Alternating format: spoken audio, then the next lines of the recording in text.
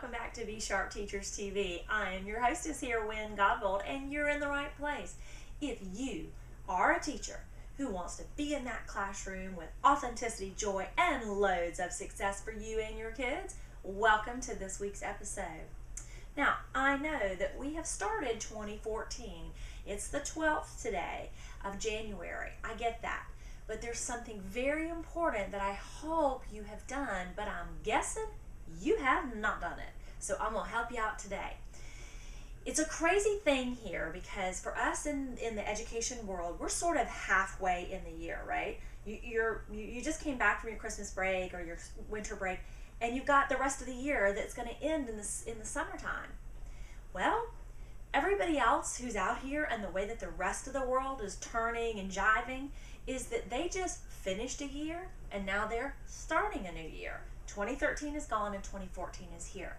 And I want to bring this out to you today because even though you're on an academic calendar, you as a teacher or a person in education is in a very different place than the rest of the world. Because if we don't stop now to reflect on 2013, to wrap that year up and to release it, we're just going to keep rolling and rolling and rolling. Because when we're ready to wrap up for a year, whether that's May or June for you, you wrap up your academic year and then you roll right into the season of summer and then you roll right into fall and then there you are teaching again. You don't have a good stopping point for actual reflection on your life. And let's face it, your teaching and your life are intertwined with one another. So I'm going to ask you today, and I'm going to give you some help for this too, but I'm asking you today to take a moment right after this video is over to answer 3 questions that are going to help you to sort of reflect on 2013 and then begin to create what you want as your experience of 2014. Instead of rolling mindlessly into 2014, we're 12 days in, and my guess is you're probably just sort of chugging along with what you were doing before you left for your winter holiday. And things don't look much different. But we know as educators that reflection is a huge piece of our practice, yet we ignore it a lot. I cannot tell you, in my years in the classroom, we would go right from a professional development, boom, back into the classroom with 23 kids. And there was never a moment to stop and assimilate the new knowledge or make a plan for it and really, dig in and say, what do I want that to look, sound, and feel like in my classroom? How can it best be used for the success of my kids? That time never happened. And if you're living your life that same way, which I bet you are, we need to make a stop. And we need to get into today, let's talk about these 3 questions. Then when the video is over, answer them for yourself. And you know what? Share what you find in the comments below the video. Let me give you these quick 3 questions to help you reflect and close 13 so that you can open and begin to create 2014 how you want it. Well, grab my notebook because I want to give them to you just like I wrote them. Here are the 3 questions. Ready? The first one is, how did joy show up in my life? And that is for you.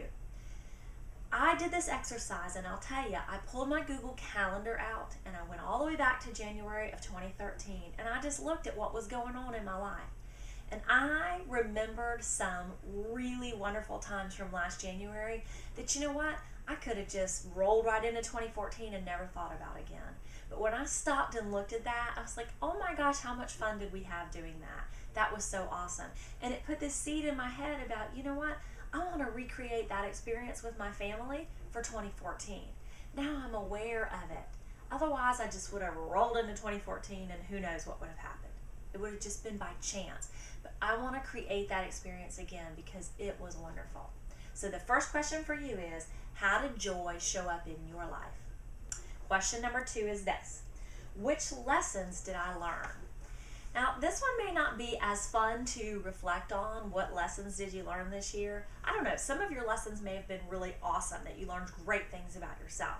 Sometimes lessons can be really hard and difficult for us to move through. That's fine. Here's the thing. If you get the lesson the first time around, you won't have to repeat it. very often we just think we got something, we move through a hard time, and we go on with our life, and then before we know it, we're repeating that same hard time again. And I don't want that for you. I want you to be able to create a joyful 2014.